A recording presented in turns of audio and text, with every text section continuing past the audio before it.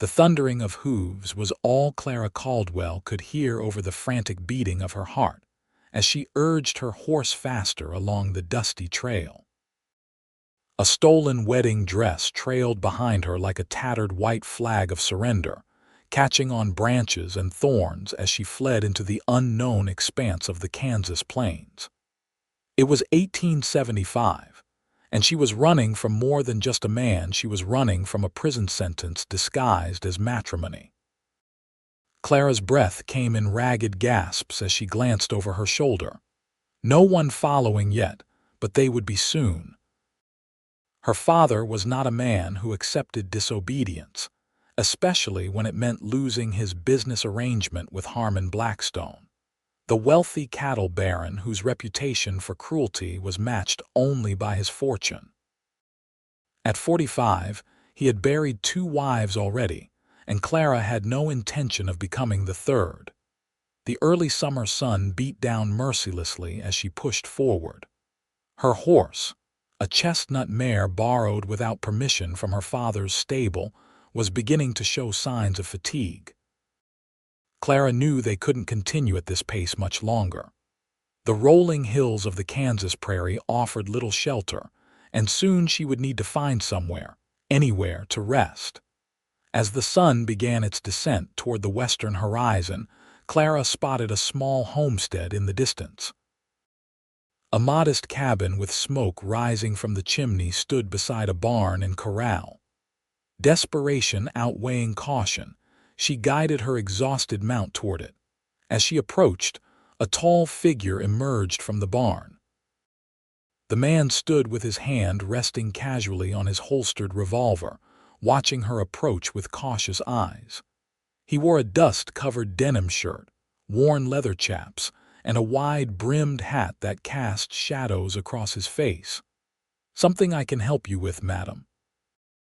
His voice was deep, but not unkind, carrying the slight drawl common to men who spent their days working under the western sun. Clara pulled her horse to a stop, suddenly aware of her disheveled appearance. Her once elegant wedding dress was torn and dirty, her auburn hair falling loose from what had been an elaborate updo that morning. I need help," she managed, her voice cracking. "Please." The man stepped forward, and Clara could see him clearly now. He was younger than she'd first thought, perhaps 25 or 26, with sun-bronzed skin and eyes the color of a stormy sky. He took in her appearance with a quick, assessing gaze. "Seems like you've had quite a day," he said, his expression softening. "I'm Adam Forrester." Clara hesitated.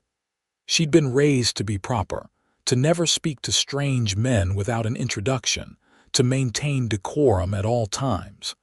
But propriety had been left behind in her father's house, along with the life that had been planned for her. "Clara Caldwell," she replied, then added, "I'm running away." Adam Forrester's expression didn't change, but something in his eyes did a flicker of understanding. "From what I can see, Miss Caldwell, you're running away from a wedding." He gestured to her dress. "Question is, should I be expecting an angry groom to come charging up my trail?" Clara's fingers tightened on the reins. "Not a groom, my father and the man he arranged for me to marry, a man named Harmon Blackstone." At the mention of the name, Adam's jaw tightened. "Blackstone," he repeated, and there was no missing the edge in his voice. "I know the man, or know of him, rather." "Then you understand why I couldn't," Clara began, but a wave of dizziness washed over her. The exhaustion, fear, and dehydration of her desperate flight suddenly caught up with her. She swayed in the saddle. Adam moved quickly, stepping forward to steady her.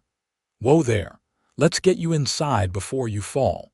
With gentle hands, he helped her dismount. Clara's legs nearly buckled beneath her as her feet touched the ground, and Adam kept a steadying arm around her waist. "I don't mean to impose," she said weakly. "No imposition. I've got a spare room. You can rest there until you figure out your next move." He glanced toward the horizon. "Anyone tracking you yet?" Clara shook her head. "I don't know. I left during the ceremony preparations. There was confusion and I took my chance. But my father won't let this go, Blackstone even less so. Adam nodded grimly. Well, they'll have a hard time finding you here. My place isn't on many maps. He led her toward the cabin, still supporting much of her weight. Can you walk a bit more, or should I carry you? Clara straightened, summoning what remained of her strength. I can walk. I've imposed enough already. Adam's mouth curved in a hint of a smile. Stubborn. That'll serve you well out here. The cabin was simple but clean, with a main room that served as both kitchen and living area. A stone fireplace stood against one wall, a pot of something that smelled delicious simmering over the low flames. 2 doors led off from the main room bedrooms, Clara assumed. It's not much, Adam said, but it's home. It's wonderful, Clara replied honestly.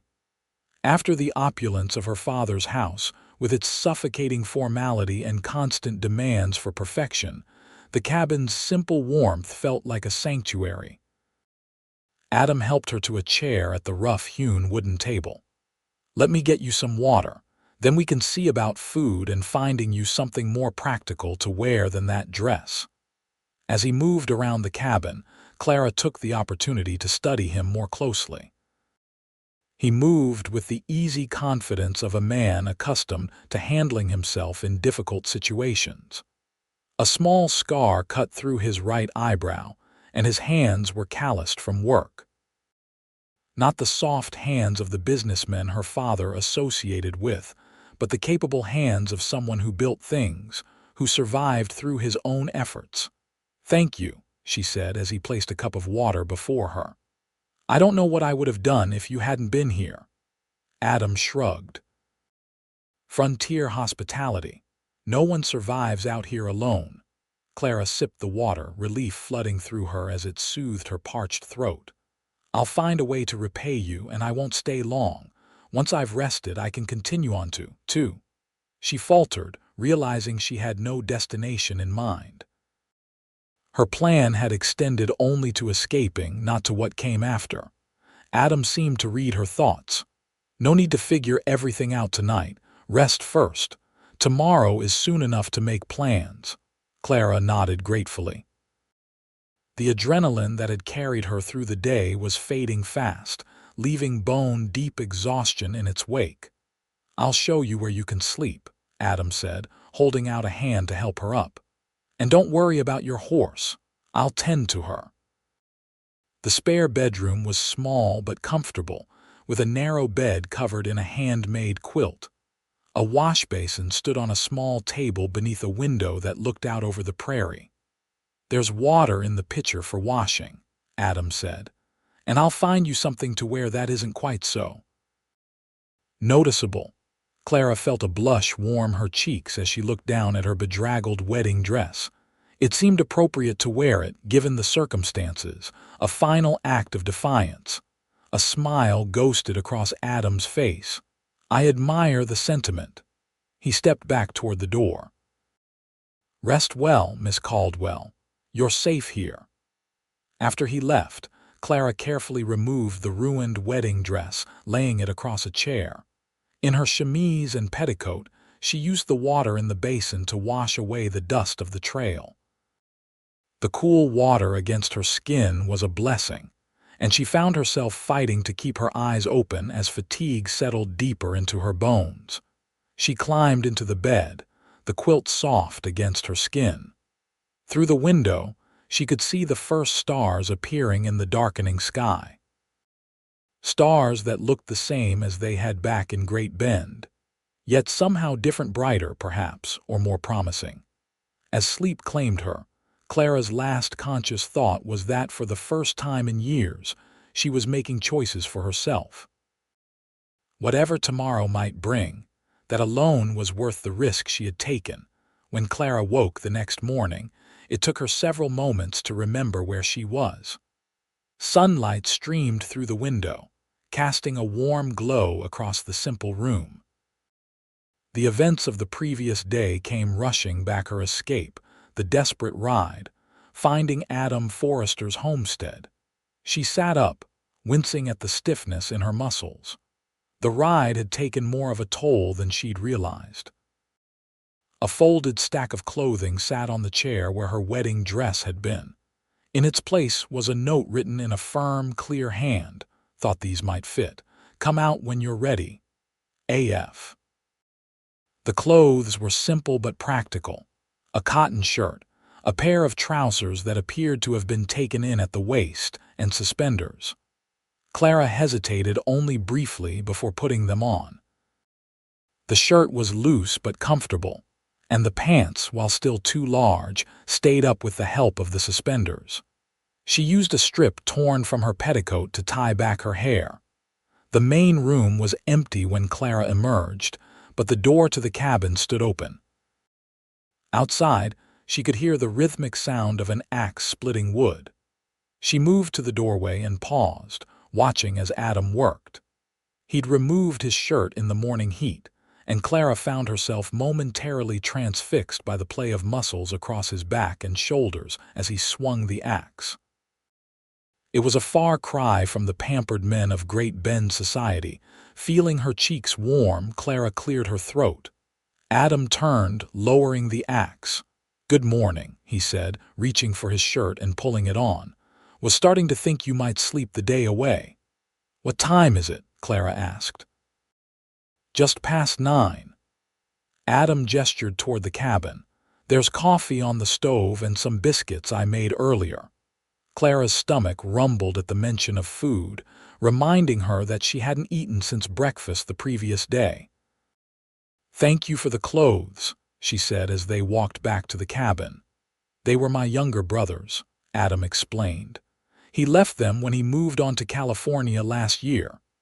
Inside, Adam poured coffee for both of them while Clara helped herself to a biscuit. It was still warm and surprisingly good. "You're a fine cook, Mr. Forrester," she said, taking a second biscuit. "Adam," he corrected. "And cooking's a necessity when you live alone. Can't always rely on others out here." Clara nodded, understanding all too well what it meant to be self-reliant. "I've never cooked," she admitted. "We always had a housekeeper who took care of such things." Adam raised an eyebrow. "Sounds like you led a comfortable life." "Comfortable, yes, but not free." Clara stared into her coffee cup. "My father is Jonathan Caldwell. He owns most of the businesses in Great Bend, including the bank." "I've heard of him," Adam said, his expression neutral. "Lot of influence in these parts." "Yes, and he's used every bit of it to control my life." The words came easier than Clara expected, perhaps because Adam was a stranger, or perhaps because she'd held them in for too long. "After my mother died, he became more controlling. I was to be the perfect daughter, the perfect ornament to attract the right business connections. When he arranged my marriage to Harmon Blackstone, it wasn't about my happiness. It was about merging their interests." Adam leaned back in his chair. "And Blackstone went along with it." Clara's hands tightened around her cup. Eagerly. "He's buried 2 wives already. The last one was barely 20.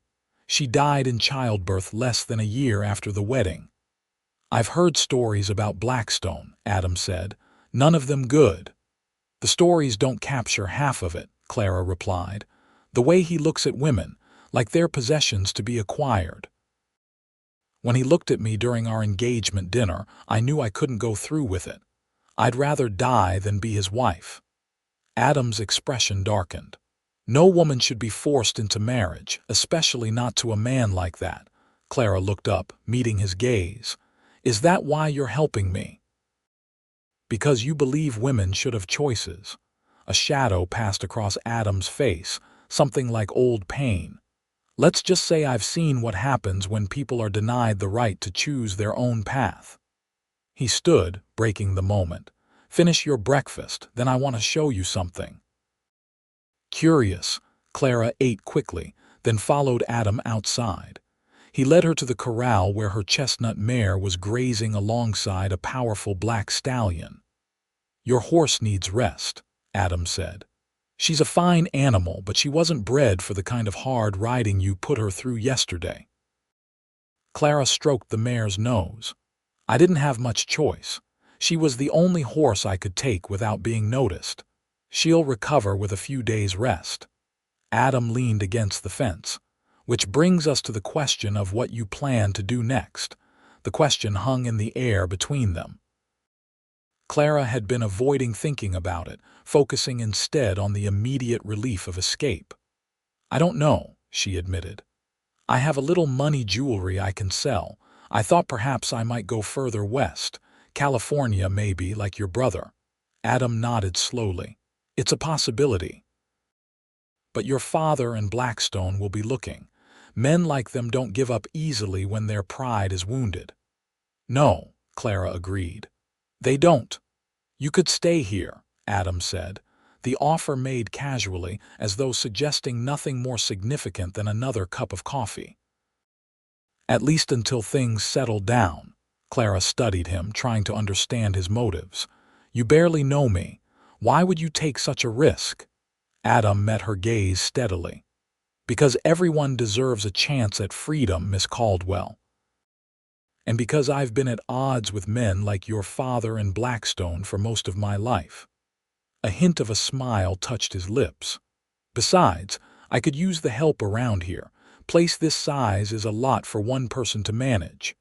The offer was tempting. More than tempting, it was exactly what Clara needed. Time to think, to plan, to figure out who she was when not defined by her father's expectations. I accept, she said, on one condition. Adam raised an eyebrow. Which is, that you call me Clara. Miss Caldwell belongs to the life I left behind. Adam's smile widened, transforming his face and making him look younger, less weathered by life on the frontier. Clara it is, then. They spent the rest of the morning touring the homestead. Adam showed her the vegetable garden behind the cabin, the chicken coop where a dozen hens pecked and scratched, and the small herd of cattle grazing in a pasture beyond the barn. It's not much compared to Blackstone's operation, Adam said, but it's mine. Every acre, every animal, every fence post, built it all myself. It's impressive, Clara said, and meant it. There was pride in his voice when he spoke of his home, not the cold calculation she was used to hearing from her father when discussing his business holdings. Tomorrow I'll show you the creek that runs along the back of the property, Adam said as they walked back toward the cabin. Best fishing for miles around, Clara laughed. I've never been fishing. Adam stopped, looking at her in mock horror. Never been fishing. Now that's a tragedy we'll have to remedy immediately. His teasing tone made Clara smile. I've never done a lot of things that I suspect are considered essential out here. Well, we'll have to see about changing that, Adam said, his expression softening. But for now, how about I teach you something equally important for frontier life? What's that? How to make a proper stew. Adam gestured toward the cabin. I've got venison that needs using, and you said you've never cooked. The afternoon passed in a comfortable rhythm as Adam taught Clara the basics of preparing a meal. She proved to be a quick learner, watching carefully as he showed her how to chop vegetables, measure spices, and tend the fire to maintain the perfect temperature. When she accidentally added too much salt, they laughed together as Adam showed her how to balance the flavors. As the sun began to set, they sat down to enjoy the fruits of their labor. The stew was rich and hearty, and Clara felt an unexpected surge of pride knowing she had helped create it. Not bad for your first attempt at cooking, Adam said, reaching for another serving. I had a good teacher, Clara replied. Adam shrugged off the compliment.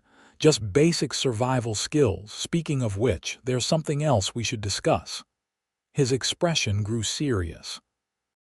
If you're staying here, you should learn how to defend yourself. Clara set down her spoon. You mean with a gun? Adam nodded. Among other things. Men like your father and Blackstone won't give up easily. If they find you here, you need to be able to protect yourself." The thought sent a chill through Clara despite the warm evening. "Do you really think they'll come looking for me?" "I think it's better to be prepared than sorry," Adam replied. "Blackstone, especially men like him, don't take kindly to having what they consider theirs taken away." "I was never his," Clara said, her voice firm. "You and I know that, but men like Blackstone see the world differently." Adam's gaze was steady. "Will you let me teach you?" Clara thought of the cold, possessive look in Harmon Blackstone's eyes when he had kissed her hand at their engagement dinner. "Yes," she said. "Teach me everything I need to know." Over the next few days, Clara's education in frontier living began in earnest. Each morning, Adam taught her how to handle a revolver, starting with the basics of loading and unloading before moving on to aiming and firing. Clara's first attempts sent bullets wildly off target, but she persisted, determined to master this new skill. "You're holding your breath," Adam observed on the third day, standing close behind her as she aimed at a line of bottles set up on a fence post. "Try breathing naturally, then squeezing the trigger between breaths." Clara nodded, trying to ignore the warmth of his presence at her back. She followed his instructions, breathing in and out steadily before pulling the trigger on the exhale. The bottle shattered. "I did it," she exclaimed, turning to face Adam with a wide smile. "You did," he agreed, his eyes crinkling at the corners. "You're a natural." The praise warmed her more than it should have. In the days since her arrival, Clara had found herself increasingly aware of Adam, the way sunlight caught in his sandy brown hair, the sound of his laugh, the strength and gentleness of his hands as he guided hers on a tool or weapon. It was foolish, she told herself. She had known him less than a week. Yet there was something about Adam Forrester that drew her, something beyond his kindness in taking her in. The afternoons were filled with other lessons. How to mend fences, gather eggs without upsetting the hens, churn butter from the milk of the single dairy cow Adam kept. Clara absorbed it all, reveling in the practical knowledge that had been denied her in her father's house, where a lady's education focused on embroidery, piano playing, and making polite conversation. In the evenings, they would sit on the porch, watching the sunset paint the prairie in shades of gold and crimson. Sometimes they talked, Adam sharing stories of his life as a cowboy before he settled on his homestead, Clara telling him about books she had read and the dreams she had kept hidden from her father. Other times they sat in comfortable silence, each lost in their own thoughts but somehow connected in the quiet moment. "When did you decide to settle here?" Clara asked one evening, a week after her arrival. "You mentioned working as a cowboy before." Adam nodded, his gaze on the horizon. "Rode the cattle trails for 5 years after the war, Texas to Kansas mostly, saved every penny I could." He gestured to the land around them. "Always wanted something of my own, something no one could take away." "You fought in the war?" Clara asked softly. "Tail end of it. Joined up in '64 when I was 17. Union Army." His expression grew distant. "Saw enough in those last months to know I never wanted to see anything like it again." Clara understood his reluctance to say more. "My father made his fortune during the war, selling supplies, financing ventures." He never spoke of the suffering, only the opportunities. Adam's mouth tightened. "There were plenty who profited from others' pain." "Is that why you dislike men like my father, because of the war?" Adam was quiet for a long moment. "That's part of it. The other part." He hesitated, then seemed to make a decision. "My sister married a man like Blackstone. Wealthy, influential, charming when he wanted to be, and cruel behind closed doors." Clara's heart sank. "What happened to her?" "She died, fell down the stairs, according to her husband." Adam's voice was flat, but Clara could hear the pain beneath the words. No one questioned it. He was too powerful, too respected. "I'm sorry," Clara said, reaching out to touch his arm. "Truly." Adam covered her hand with his own, the brief contact sending a jolt through her. "It was a long time ago. But it's why I couldn't turn you away when you showed up in a wedding dress, running from men who would control your life." The honesty of the moment hung between them, creating a connection that went deeper than their daily interactions. Clara found herself wanting to lean toward him to seek comfort in his strength, but propriety held her back. Adam seemed to sense her hesitation. He stood, breaking the moment. "It's getting late. We should turn in. Dawn comes early and there's plenty of work waiting tomorrow." Clara nodded, following him inside with a strange mix of emotions churning within her. Gratitude for his honesty, sorrow for his loss, and something else, something warm and uncertain that fluttered in her chest when he looked at her.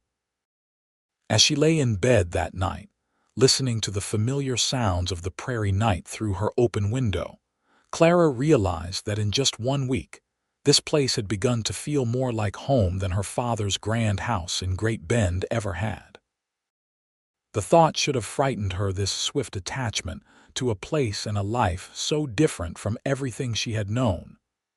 Instead, it felt like the most natural thing in the world, as though she had finally found where she belonged. With that comforting thought, Clara drifted into sleep, unaware that the peace she had found was soon to be threatened. The following morning dawned bright and clear. Clara rose early, eager to begin the day's work.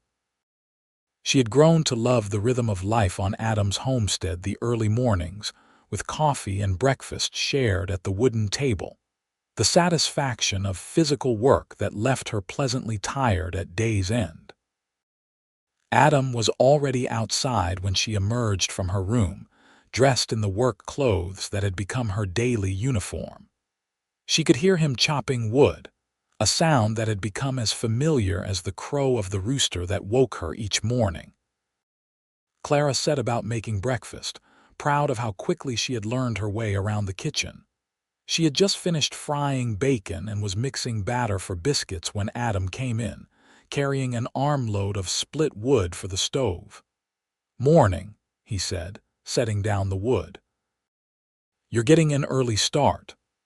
"I thought I'd try making biscuits on my own today," Clara replied, concentrating on getting the consistency of the dough right. Adam watched her work with an approving smile.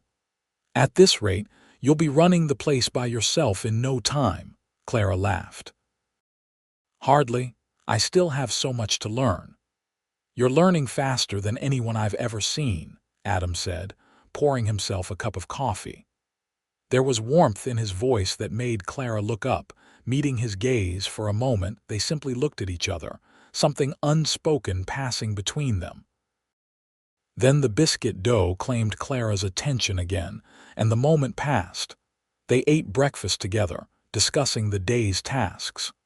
Adam needed to ride the boundaries of his property, checking fences and looking for any signs of trouble. "Would you like to come along?" he asked as they cleared away the breakfast dishes. "It would be good for you to know the full extent of the property." Clara agreed eagerly. Since her arrival, she had seen only the immediate area around the cabin and barn. The chance to explore more of Adam's land and to spend the day riding with him was appealing. They saddled their horses after breakfast. Clara's mare had recovered from the hard ride of her escape and now seemed eager for exercise. Adam's black stallion, a powerful animal named Thunder, pranced impatiently as they mounted up. "We'll head north first," Adam said. "Follow the fence line all the way to the creek, then work our way back along the eastern boundary." The day was perfect for riding, warm but not too hot, with a gentle breeze that carried the scent of wildflowers and prairie grass. Clara found herself relaxing in the saddle, enjoying the freedom of the open space around them. It was so different from the supervised rides she'd taken in Great Bend, always accompanied by a groom and confined to established trails. "You ride well," Adam observed as they cantered across an open stretch of grassland. "It was one of the few activities my father approved of," Clara replied. "Though he always insisted I ride side saddle in town, said it was more ladylike," Adam snorted. "Not very practical, though." "No," Clara agreed with a smile, "especially if you're fleeing an arranged marriage." Adam laughed, the sound rich and warm. "I'd say you've proven that point definitively." They reached the creek by midday. It was wider than Clara had expected, the water clear and swift-moving. Cottonwood trees lined the banks, providing welcome shade for their midday rest. "This is beautiful," Clara said as they dismounted beneath one of the larger trees. "Does the creek run year-round?" "Most years," Adam replied, tying the horses where they could drink. "It's what makes this land so valuable. Water is life out here." They sat in the dappled shade, sharing the lunch they had packed: bread, cheese, and dried apple slices. Clara leaned back against the trunk of the cottonwood, feeling more content than she could remember being in years. "Tell me more about your brother," she said. "The one who went to California." "Daniel," Adam said, a fond expression crossing his face. 2 years younger than me. Always had big dreams. Couldn't wait to see what was beyond the next horizon." "Do you miss him?" Adam nodded. "Every day, but I understand why he left. Some people aren't meant to stay in one place." He glanced at Clara. "What about you? Any brothers or sisters?" "No," Clara replied. "Just me. My mother died when I was 8, influenza." "That's hard," Adam said quietly, "losing a parent so young." "It changed everything," Clara admitted. "Before, my father was different, gentler. After she died, he became obsessed with his business, with status, and with controlling my life." "People cope with grief in different ways," Adam said. "Not that it excuses what he tried to do to you." "No," Clara agreed. "Nothing excuses that." She picked at a blade of grass. "Sometimes I wonder if he ever really saw me as a person or just as an asset to be managed." Adam was quiet for a moment. "For what it's worth," he said finally, "I see you, Clara Caldwell, and you're no one's asset to be managed." The words touched Clara deeply. To be seen, to be recognized as her own person with her own value, it was all she had ever wanted. "Thank you," she said softly. "That means more than you know." They finished their lunch and continued their ride, checking fences and boundary markers. Adam pointed out landmarks and shared stories of how he had acquired each parcel of his land, piece by piece, working and saving until he had built something he could be proud of. The sun was beginning its westward descent when they finally turned back toward the cabin. They rode at a relaxed pace, in no hurry to end the day's outing. "I've been thinking," Adam said as they crested a small rise that gave them a view of the cabin in the distance. "There's a social in town next Saturday. Dancing, food, that sort of thing. Might be a good chance for you to meet some of the neighbors." Clara tensed. "Is that safe? What if someone recognizes me?" "Great Bend's a good 30 miles from here," Adam said. "And the town near us, Willow Creek, is small enough that news travels slowly. Besides, with your hair different and dressed as you are now, I doubt anyone who knew you as Jonathan Caldwell's daughter would recognize you." Clara considered the idea.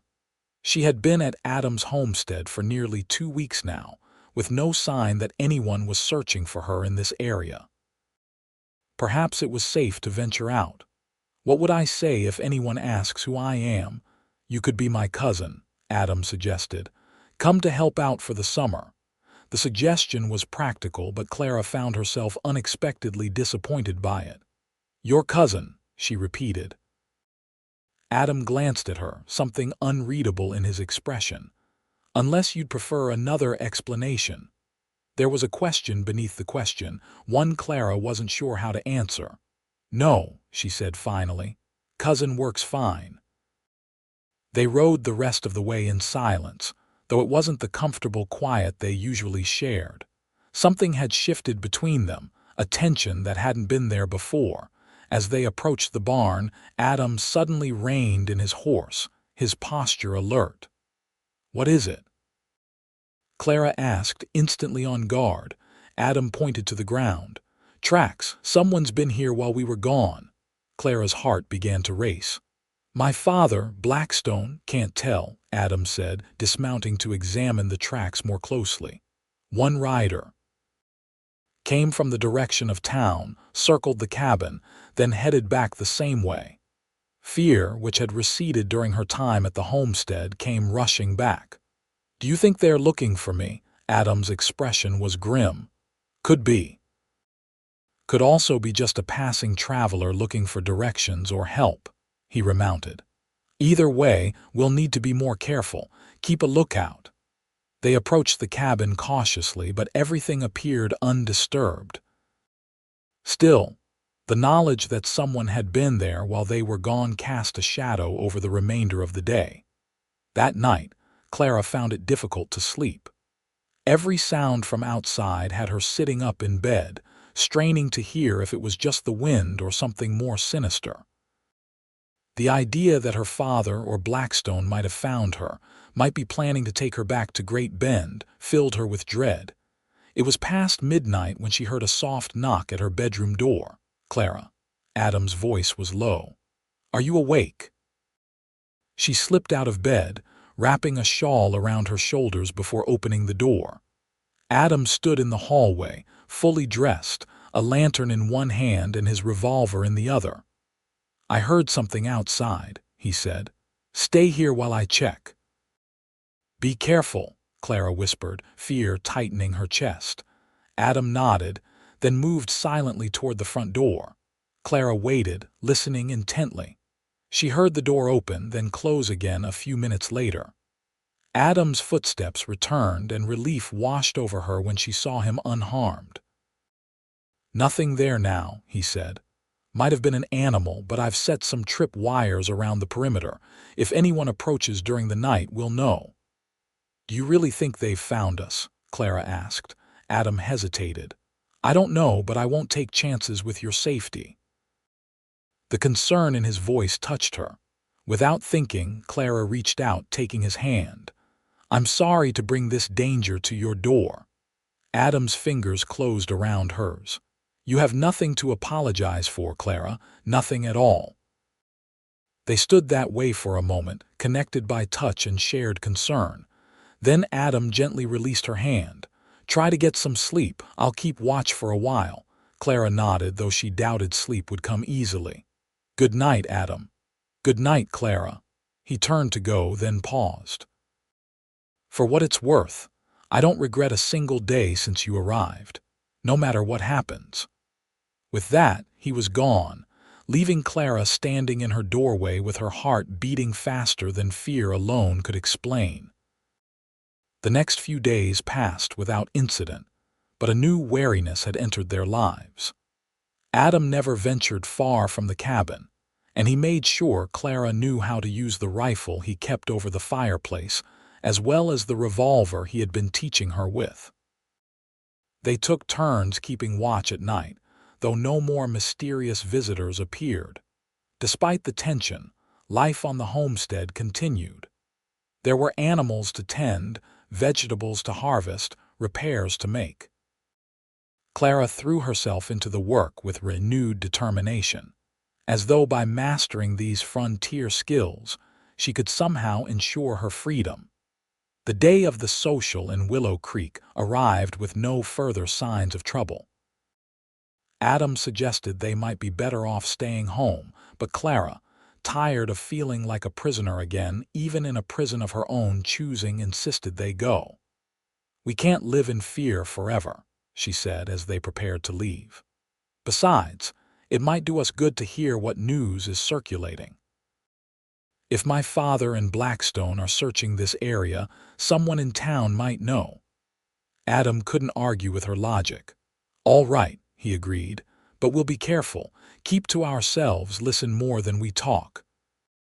Clara wore her best work shirt and a skirt Adam had purchased for her on his last trip to town.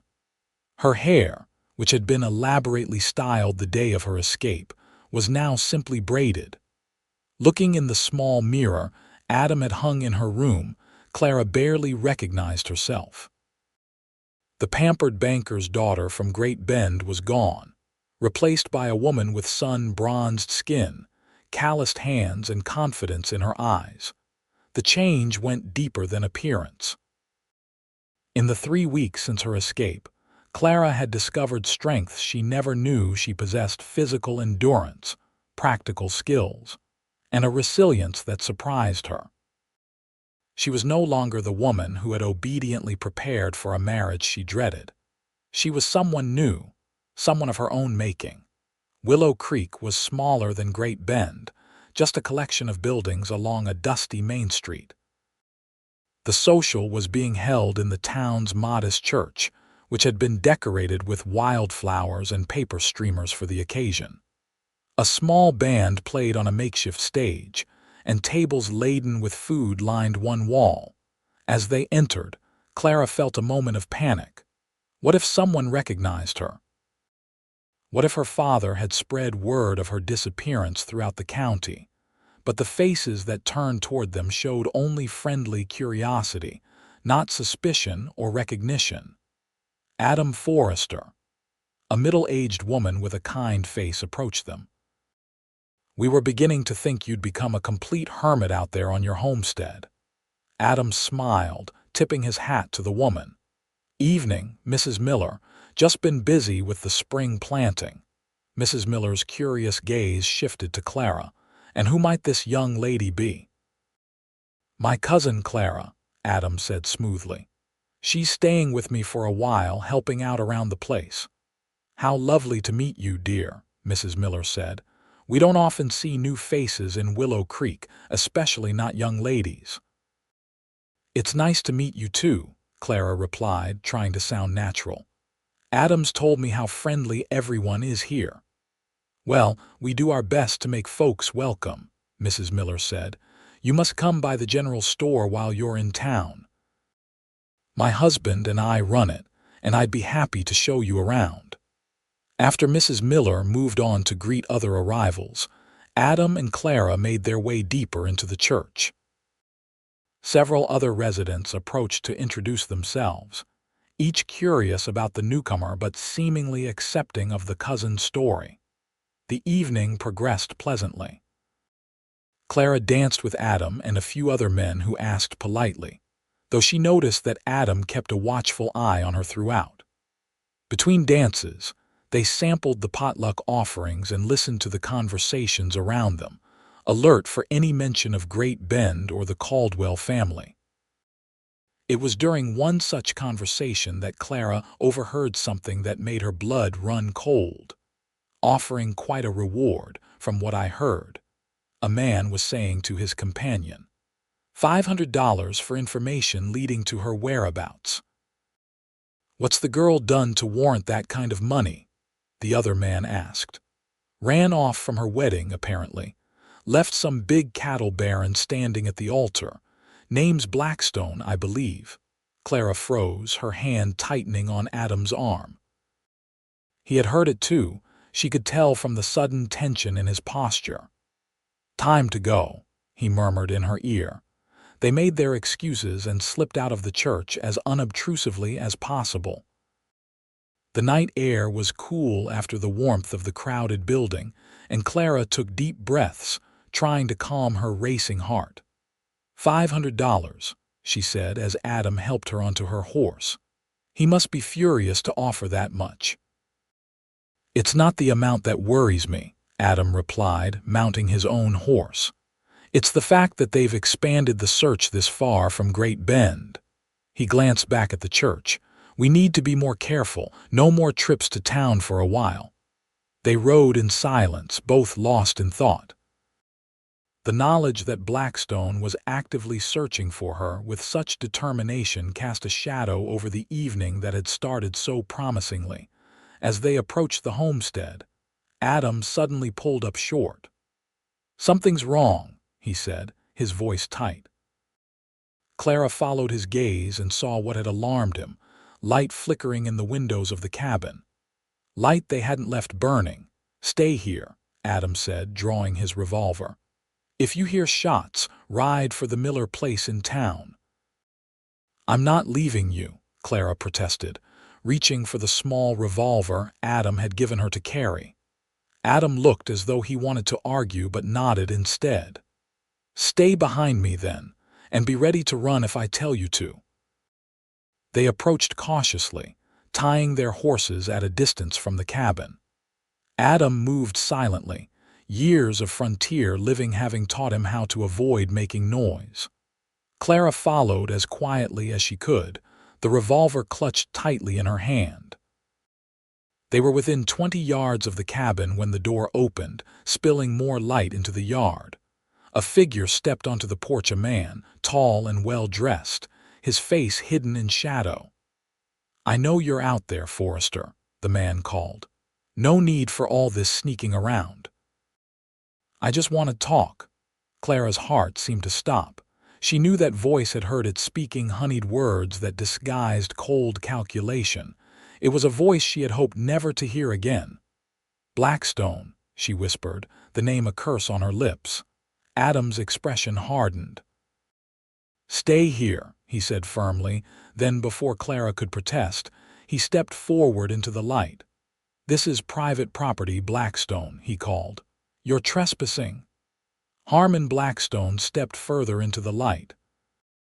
He was, as Clara remembered, tall, imposing, with iron-gray hair and cold eyes that missed nothing.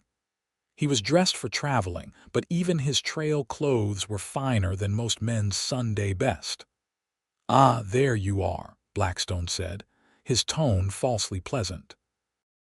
"I was beginning to think I'd have to wait all night for the pleasure of your company." His gaze moved past Adam, scanning the darkness.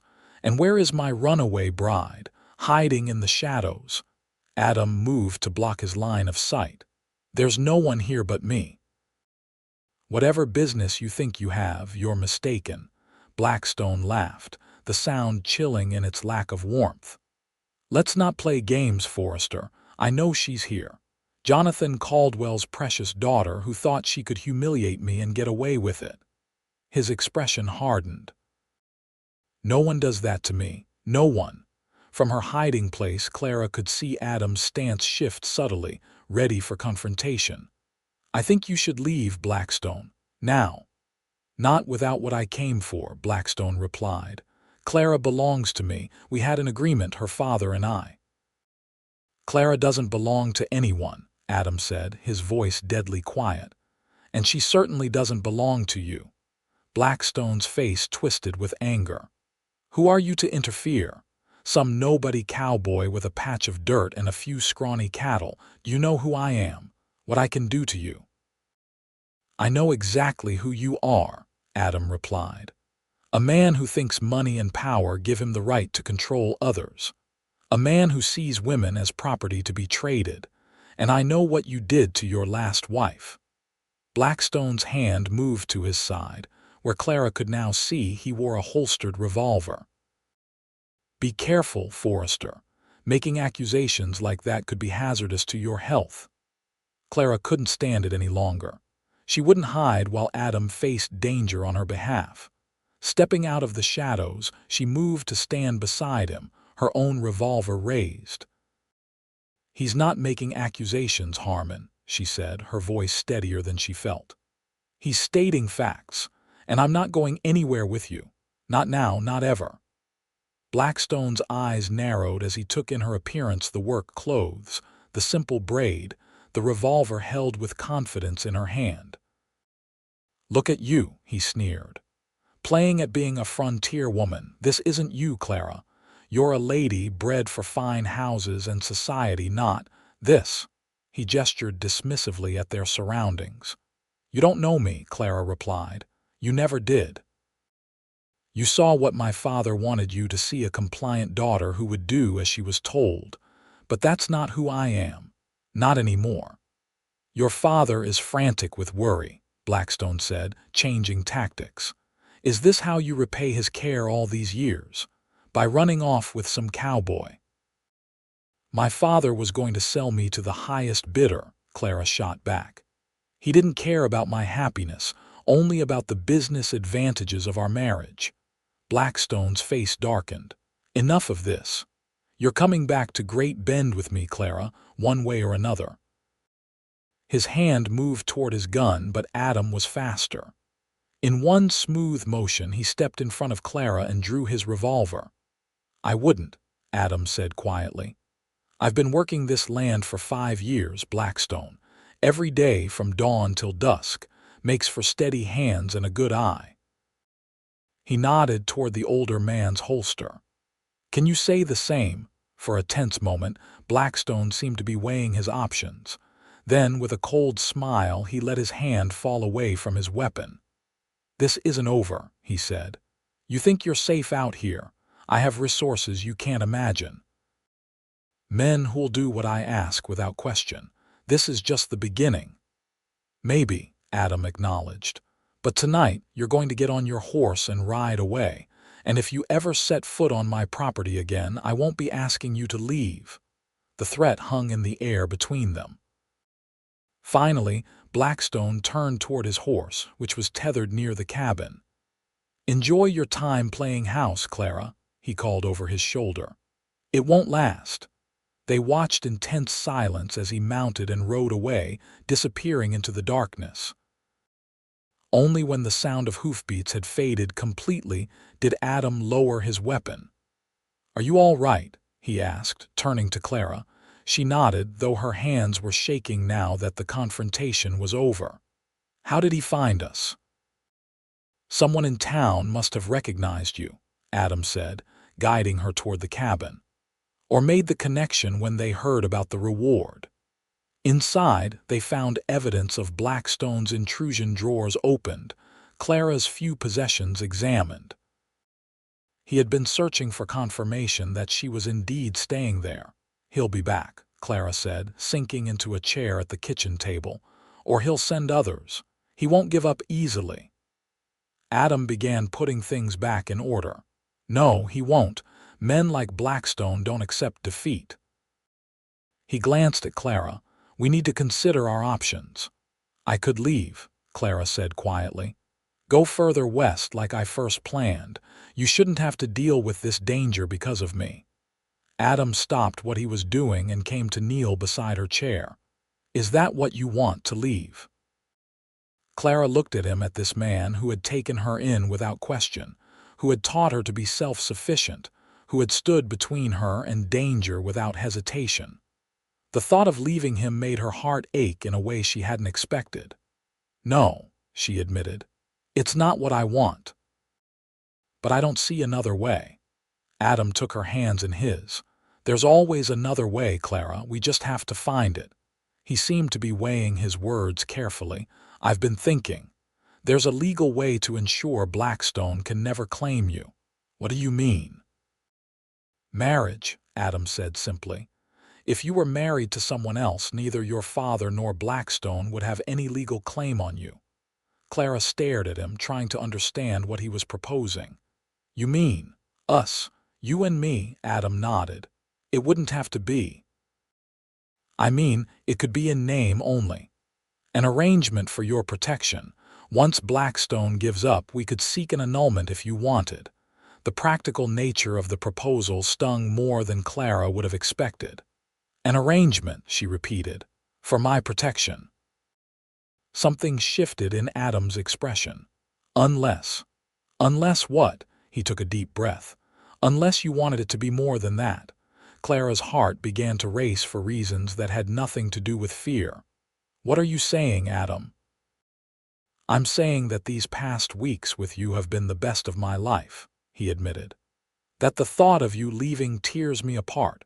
That I've been falling in love with you since the moment you showed up in that wedding dress, defiant and determined. He squeezed her hands gently. But I would never want you to feel trapped again. So if marriage doesn't appeal to you, we'll find another way. Clara felt tears well in her eyes. You love me, more than I thought possible, Adam said softly. But your freedom matters more to me than my feelings. Clara reached up to touch his face, her fingers tracing the line of his jaw. What if I told you that being with you makes me feel more free than I've ever felt? That I've been falling in love with you two day by day, lesson by lesson? Hope dawned in Adam's eyes. Have you? In answer, Clara leaned forward and pressed her lips to his. The kiss was gentle at first, a question asked and answered, then deepened as Adam pulled her closer. When they finally broke apart, they were both breathing hard. "Is that a yes?" Adam asked, his voice rough with emotion. Clara smiled. "Yes to marrying you for protection, and yes to it being much, much more than that." The relief and joy on Adam's face made Clara's heart soar. For a moment, they simply held each other, the danger temporarily forgotten in the wonder of newfound love acknowledged. But reality couldn't be held at bay for long. "Blackstone won't give up easily," Adam said. "Even if we marry, he might still try to force you to return." "Then we'll face him together," Clara replied. "I'm not the same woman who fled Great Bend. I won't be intimidated anymore." Adam nodded, pride evident in his expression. "We'll need to be prepared, and we should marry quickly before he can return with reinforcements." "How quickly?" "Tomorrow, if possible," Adam said. "There's a justice of the peace in Willow Creek. If we ride at first light, we could be married by noon." The idea of becoming Adam's wife so soon sent a thrill through Clara. It wasn't the grand wedding her father had planned with Blackstone, with imported lace and society guests. It would be simple, honest, and chosen freely like everything about her new life. "Tomorrow," she agreed. "But tonight." "Tonight we prepare," Adam finished. "Blackstone might return before morning. We need to be ready." They spent the next few hours securing the cabin, checking weapons, and discussing strategies should Blackstone or his men appear. As they worked, a new understanding flowed between them, partners now in more ways than one, facing danger together. When all was prepared, they sat together at the kitchen table, hands linked, talking of the future they hoped to build. Despite the threat hanging over them, Clara felt a peace she had never known before. Whatever came, she was where she belonged, with the man she chose. "Try to get some sleep," Adam said eventually. "I'll take first watch." Clara nodded, though she doubted sleep would come easily.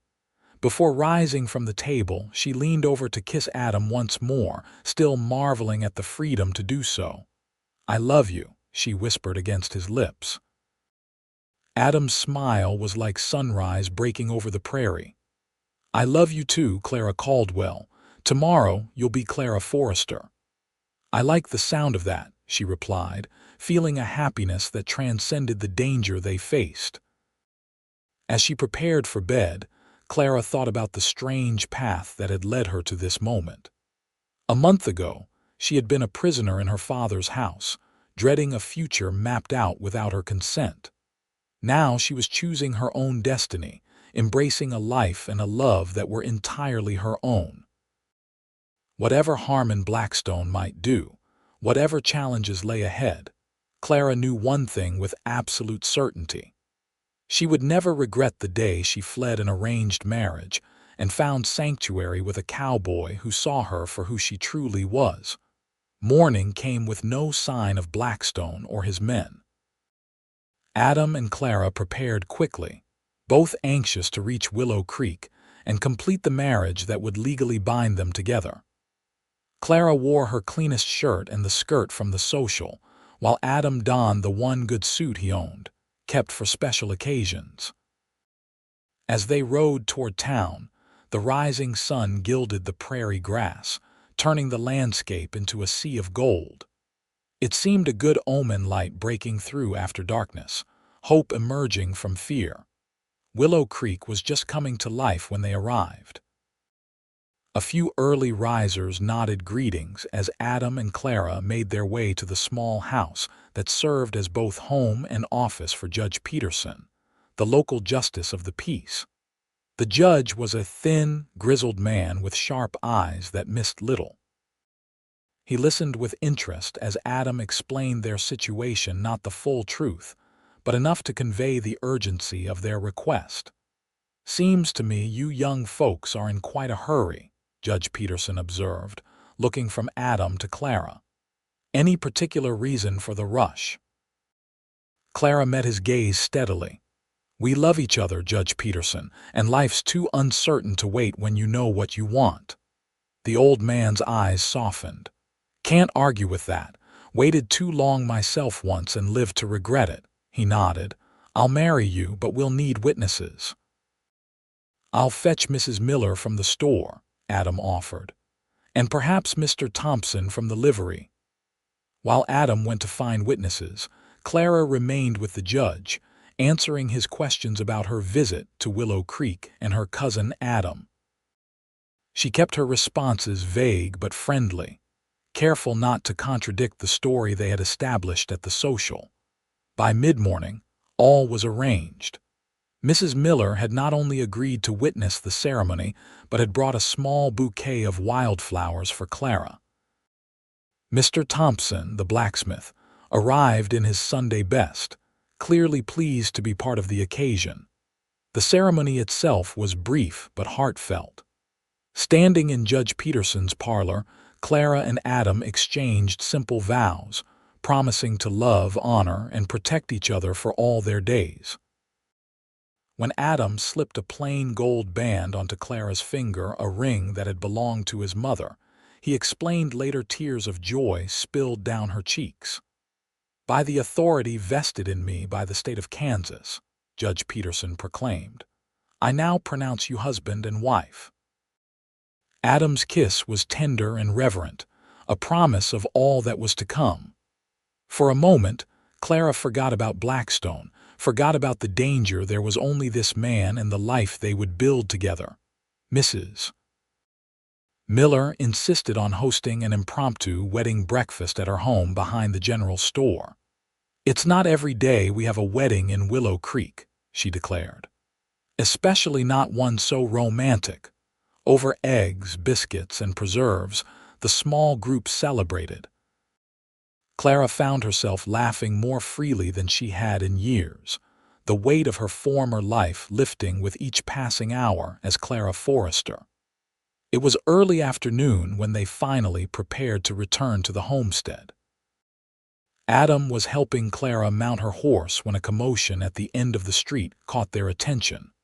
A group of riders was approaching 5 men on horseback, led by a figure Clara recognized instantly, despite the distance. Harmon Blackstone had returned, and this time he had brought reinforcements. "Get to the judge's house," Adam said urgently. "Tell him what's happening. If Blackstone tries anything, the law should be on our side now." Clara nodded, turning her horse toward Judge Peterson's residence. She had barely gone 10 yards when Blackstone spotted her. "Clara," he called, spurring his horse forward. "Stop right there." Adam moved his mount to intercept, positioning himself between Clara and the approaching men. By now, their confrontation had drawn attention. Townspeople were emerging from buildings, watching with concern as the scene unfolded in their normally quiet street. "That's far enough, Blackstone," Adam called as the riders drew near. Blackstone reined in his horse, his men forming a loose semicircle behind him. "I warned you this wasn't over, Forrester. I've come to take back what's mine." "Nothing here belongs to you," Adam replied, his voice carrying in the tense silence that had fallen over the street. Judge Peterson emerged from his house, making his way toward the confrontation. "What's all this commotion about?" he demanded, his thin frame somehow imposing in its righteousness. Blackstone surveyed the old man dismissively. "This is a private matter, old-timer, between me and these two." "Nothing in my town is private when it involves a disturbance of the peace," the judge replied sharply. "Now state your business or move along."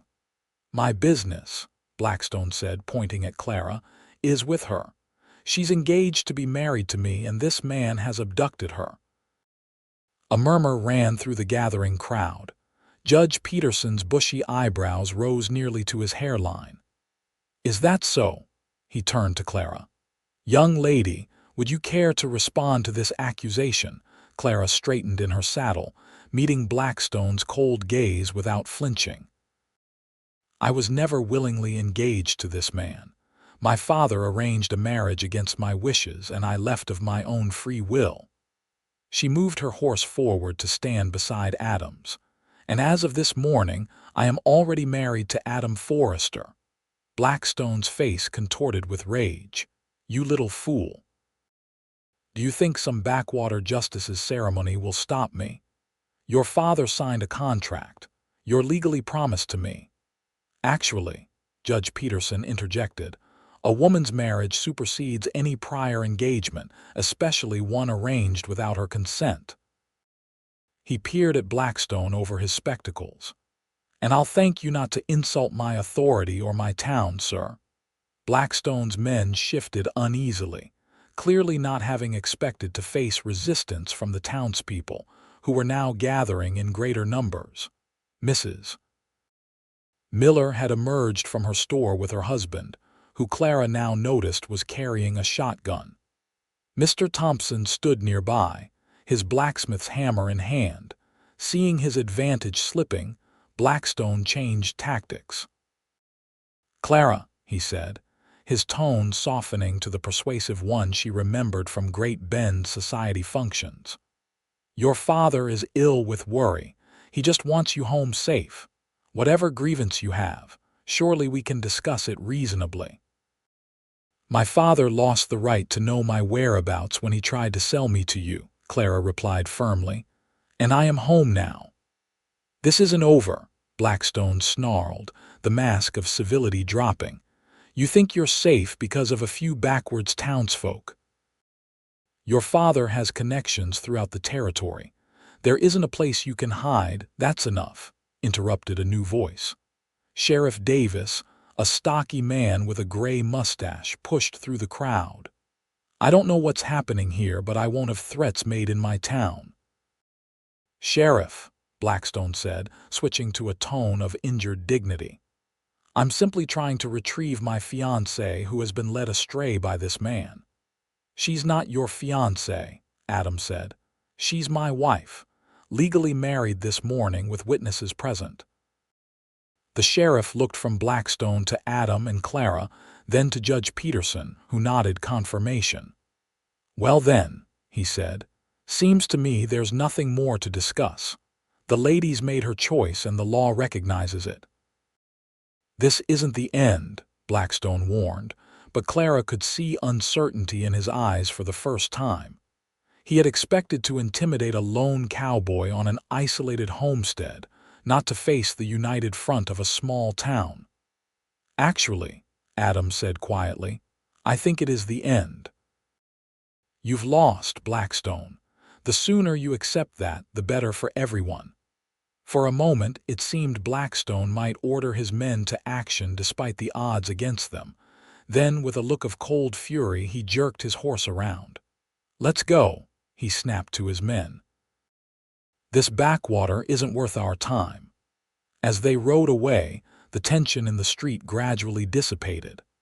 Townspeople approached Adam and Clara, offering congratulations on their marriage and support against Blackstone's threats. You two should stay in town tonight, Sheriff Davis suggested. Just to be safe, I wouldn't put it past men like that to try something on the road back to your place. Adam and Clara exchanged glances. We appreciate the offer, Adam said, but our home is waiting. We'll be careful. The ride back to the homestead was tense, both of them watching for any sign of Blackstone's men, but they arrived without incident. As they approached the cabin, Clara felt a surge of emotion. This was her home now, truly her home, not just a sanctuary but the place where she belonged, with the man she had chosen. Adam helped her dismount, then surprised her by sweeping her into his arms. Tradition says I should carry you over the threshold, he said with a smile. Clara laughed, wrapping her arms around his neck. I thought we'd established that I'm not much for tradition. Some traditions are worth keeping, Adam replied, carrying her to the door. "Especially the ones that involve holding you close." Inside, the cabin seemed different somehow, not the physical space, but the feeling of it. What had been Adam's home was now theirs. Clara's few possessions, initially kept in the spare room, would now join Adam's in the main bedroom. Their lives would intertwine in 1,000 small ways, day by day, season by season. As Adam set her down, Clara kept her arms around his neck, looking up into the face of her husband. "Do you think he'll really give up?" she asked. Adam's expression grew serious. "Not immediately. Men like Blackstone don't accept defeat easily. But eventually, yes. When he realizes that pursuing you means facing not just me, but an entire community that stands with us." Clara nodded, taking comfort in his certainty. "And my father, that's a choice only you can make," Adam said gently. "Whether to contact him, to try to make him understand your decision." Clara considered this. The anger she felt toward her father was still raw, but beneath it lay years of complicated emotions: love, disappointment, the memory of happier times before her mother's death had hardened him. "Not yet," she decided. "Maybe someday, but not yet." Adam nodded, understanding in his eyes. "Whenever you're ready, if that day comes, I'll be with you." The promise settled around Clara like a warm blanket. "So," she said, changing the subject to lighter matters, "what does a frontier wife do on her wedding day?" A slow smile spread across Adam's face. "Well, traditionally, there would be a celebration with family and friends, dancing, feasting, that sort of thing. We had our feast at Mrs. Miller's," Clara noted, "but I believe we missed the dancing." "That can be remedied," Adam said, stepping back and offering his hand with a formal bow. "Mrs. Forrester, may I have this dance?" Clara placed her hand in his, a laugh bubbling up from her heart. "There's no music, Mr. Forrester." "We'll make our own," Adam replied, drawing her close. In the quiet of their cabin, they danced to a melody only they could hear, the rhythm of their hearts, the whisper of promises, the song of a future unfolding before them. It was nothing like the elaborate wedding Clara's father had planned, with its hired orchestra and formal dances. It was better, honest, intimate, and freely chosen. As the afternoon light filtered through the windows, casting a golden glow over their simple home, Clara knew with absolute certainty that she had found where she belonged. Not in her father's grand house in Great Bend, not in the life that had been planned for her, but here in a frontier cabin with a man who saw her, valued her, and loved her for exactly who she was. "I love you, Adam Forrester," she whispered as they swayed together in their makeshift wedding dance. Adam's arms tightened around her. "And I love you, Clara Forrester, now and always." The days following their wedding passed in a blend of ordinary tasks and extraordinary happiness. Each morning, Clara woke beside Adam, still marveling at the way their lives had intertwined so completely in such a short time. They worked side by side during the day, tending the garden, caring for the animals, making improvements to the cabin that was now truly their home. In the evenings, they would sit on the porch watching the sunset, talking about their day, their dreams, their future together. Sometimes they would read aloud from one of the few books Adam owned, their voices mingling in the quiet of the prairie night. There were challenges, of course. Clara was still learning the skills of frontier life, and there were moments of frustration when tasks that Adam could complete easily proved difficult for her. But she approached each new challenge with determination, and Adam's pride in her progress more than made up for the occasional struggle. A week after their wedding, they rode into Willow Creek for supplies. Clara felt a new confidence as they moved through the small town. No longer was she a fugitive in hiding. She was Mrs. Forrester, a respected member of the community, if still a new one. Mrs.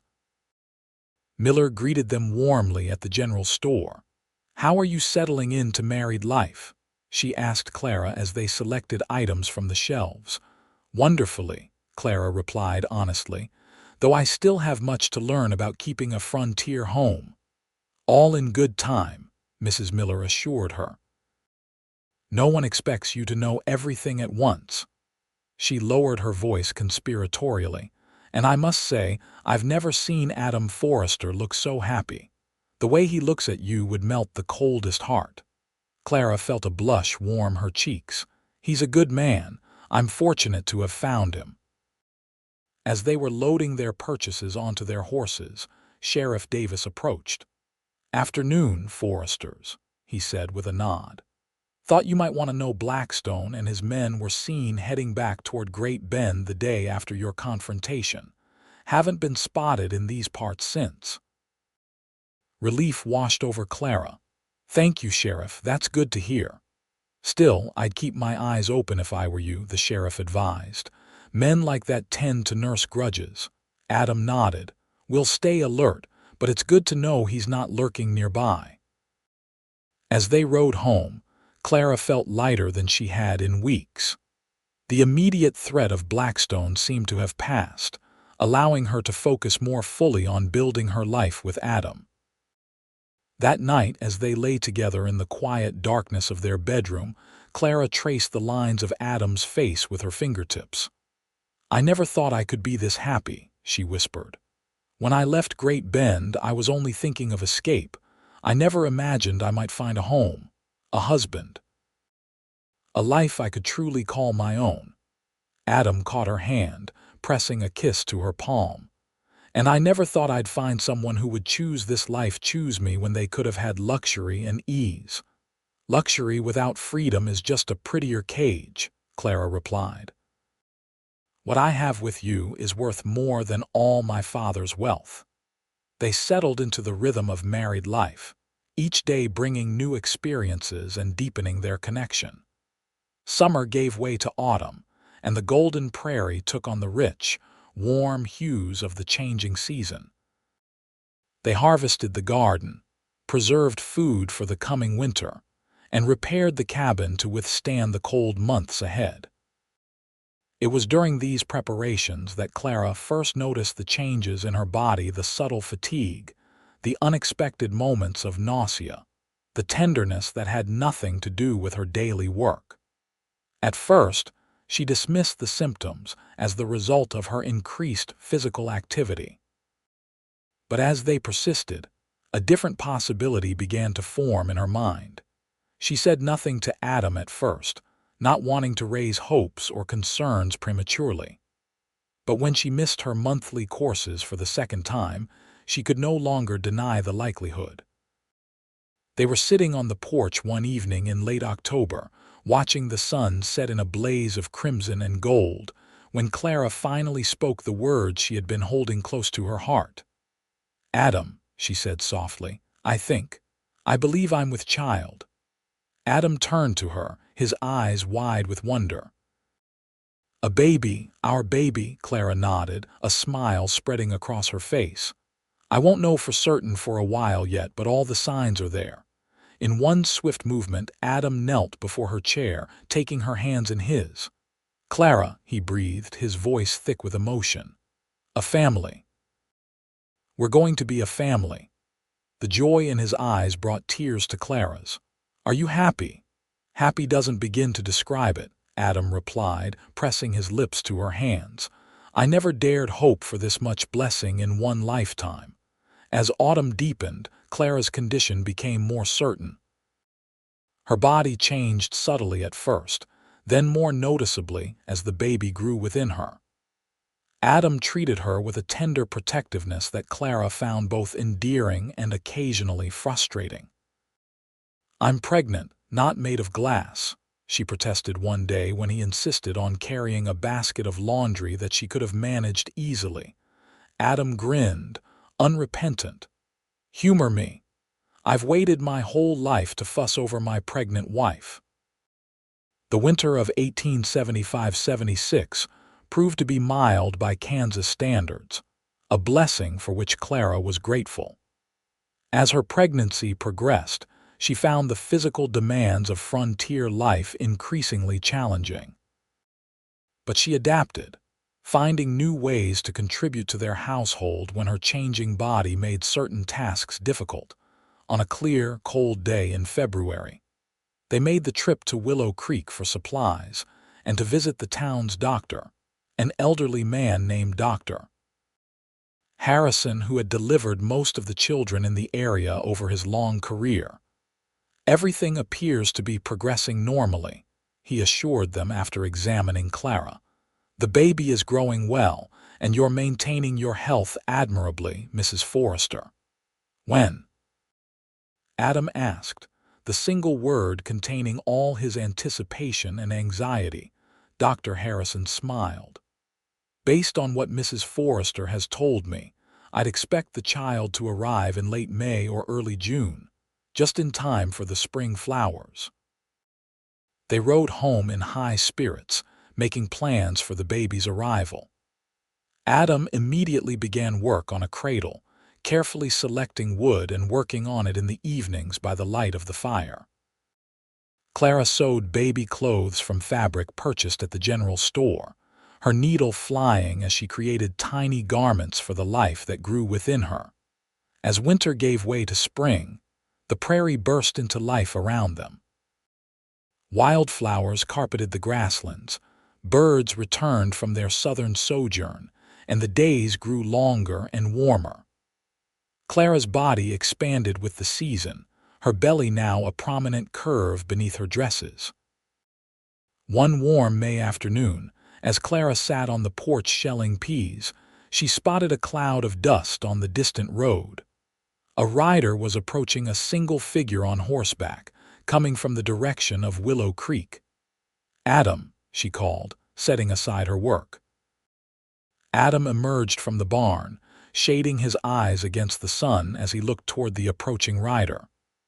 "Stay on the porch," he said, his hand moving instinctively to the revolver he still wore when working outside.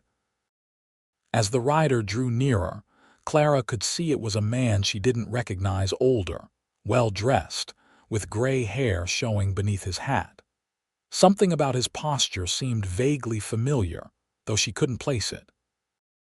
Adam moved to stand at the foot of the porch steps, positioning himself between Clara and the approaching stranger. When the rider was within hailing distance, he called out, "That's far enough. State your business."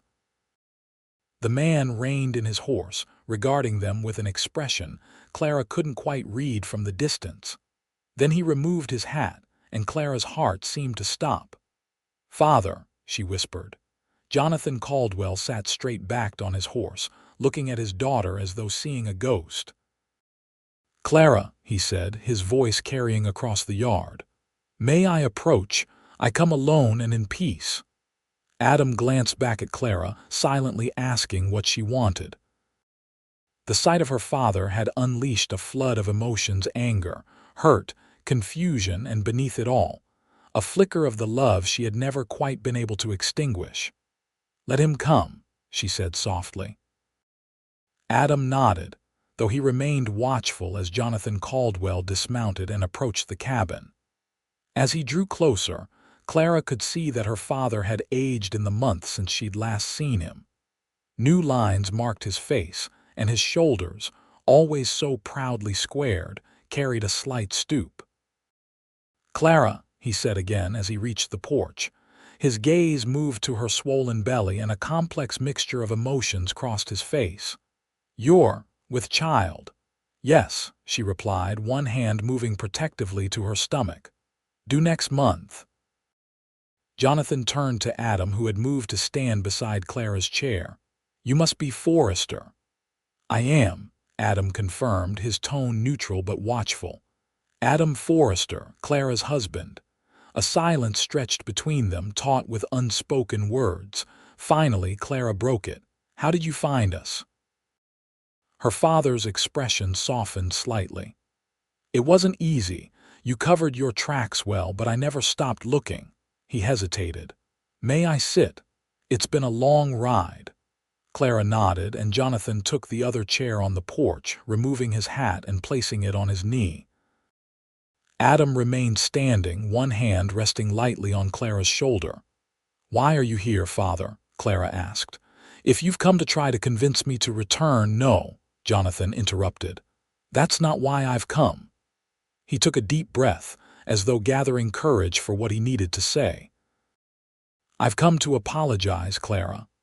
Of all the things Clara had expected to hear, an apology was the last.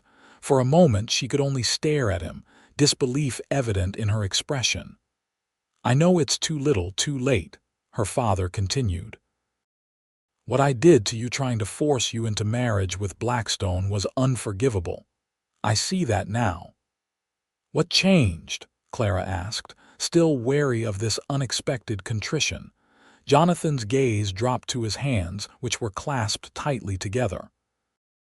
"After you left, Blackstone showed his true colors, his rage, his cruelty. I began to hear stories, rumors about his previous marriages that I had dismissed before." He looked up, meeting Clara's eyes. "When I realized what I had been willing to condemn you to, for the sake of business and social standing, I couldn't live with myself." Clara felt Adam's hand tighten slightly on her shoulder, offering silent support. "It took me leaving for you to see the truth about Blackstone." "What about what I told you? My objections, my fears?" "I didn't listen," Jonathan admitted. "I was too consumed with my own plans, my own ambitions. Since your mother died, I've lost my way, forgotten what truly matters." He glanced at Clara's belly. "But I would like the chance to remember. To be part of your life again, if you'll allow it. To know my grandchild." The sincerity in his voice was unmistakable, but Clara wasn't ready to forgive so easily. "You can't simply appear after months of silence and expect everything to be forgotten," she said. "You were willing to sacrifice my happiness, my very self, for your business interests."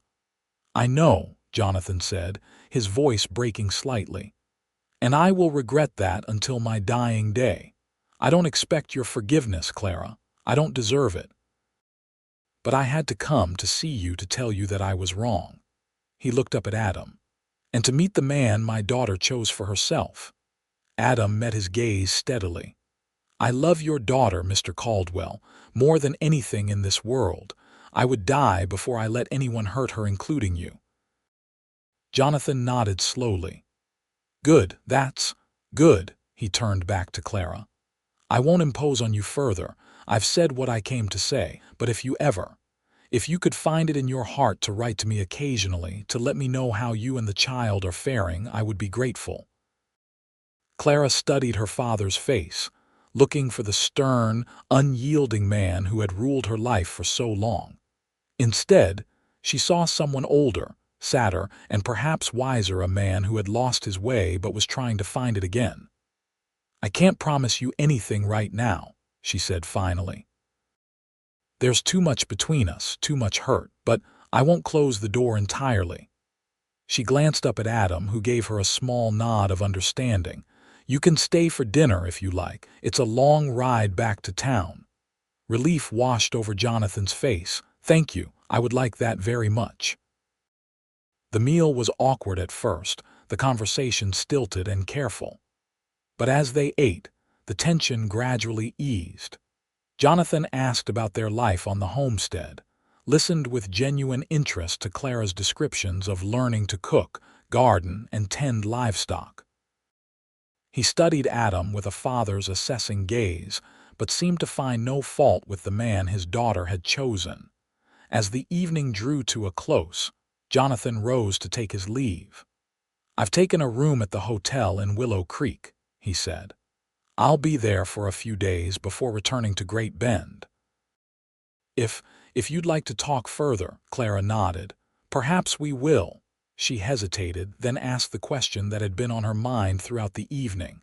"What about Blackstone? Is he still—" "No," Jonathan said firmly. "Our business dealings are concluded. After your departure, his behavior became erratic, dangerous. Others began to distance themselves as well. Last I heard, he had returned to Texas. He looked at Clara earnestly. But if he ever returns, if he ever threatens you again, you must let me know. Whatever else has happened between us, you are still my daughter, and I will use every resource at my disposal to protect you. The protective fierceness in his voice reminded Clara of the father she had known as a child, before ambition and social climbing had hardened him. It gave her hope that perhaps, with time, some part of their relationship might be salvaged. After Jonathan had departed, promising to visit Willow Creek again in a few months if welcomed, Clara and Adam sat together on the porch in the gathering twilight. "Are you all right?"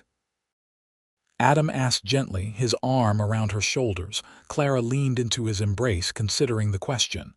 "I think so. It was unexpected, all of it. Do you believe him, about regretting what he did?" "Yes," Clara said after a moment. "I do. I don't think he would have come all this way, humbled himself like that, if he didn't truly regret his actions." She sighed. "It doesn't erase the past, but it does make the future seem less burdened." Adam pressed a kiss to her temple. "You don't have to decide anything tonight. About your relationship with him, I mean. There's time."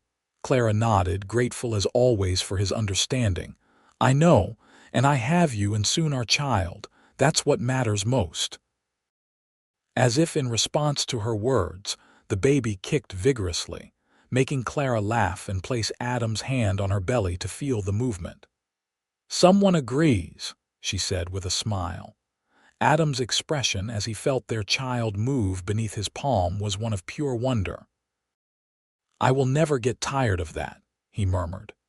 They sat together as darkness fell, talking of the future of the child who would soon join them, of plans for expanding the cabin as their family grew, of the seasons that would pass as they built their life together. The unexpected visit from Clara's father had stirred memories of the past, but it was the future that filled their thoughts and hearts as the first stars appeared in the velvet sky above their home. 2 weeks later, on a warm June morning with sunlight streaming through the bedroom window, Clara woke to the first pains of labor. The birth was long and difficult, testing Clara's strength and Adam's nerve. Mrs. Miller, who had experience assisting births, came to help, her calm presence a steadying force as the hours passed. As the sun was setting with a final push, and a cry that seemed to come from the depths of her being, Clara brought their child into the world. A son red-faced, squalling, and perfect in every way. "He's beautiful," Adam whispered, tears streaming unashamedly down his face as Mrs. Miller placed the swaddled infant in Clara's arms. "Clara, he's beautiful. You're beautiful. I love you both so much." Clara looked down at their son, overwhelmed by the rush of love that flooded through her. This tiny being, part of her and part of Adam, represented everything she had gained by having the courage to flee an arranged marriage and forge her own path. "What shall we name him?" Adam asked, sitting beside her on the bed, his arm around her shoulders as they gazed at their child. Clara thought for a moment. "Matthew," she said finally. "It means gift from God, because that's what he is. What all of this is, you, him, our life together. A gift I never expected to receive." "Matthew Forrester," Adam repeated, touching their son's tiny hand with one gentle finger. "Welcome to the world, little one. Welcome home." In the years that followed, the Forrester homestead thrived and expanded. Adam's careful management and hard work paid off, allowing them to add more land, more cattle, and eventually to build a larger home next to the original cabin.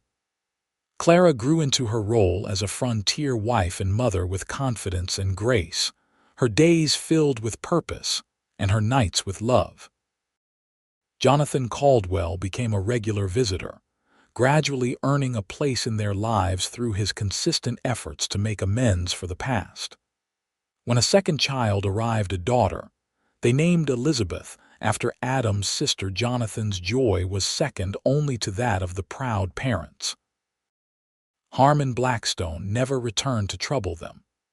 Reports reached them occasionally through trading partners and travelers he had suffered financial reversals in Texas, had tried and failed to rebuild his empire, had eventually died alone, unmourned by those who had known him.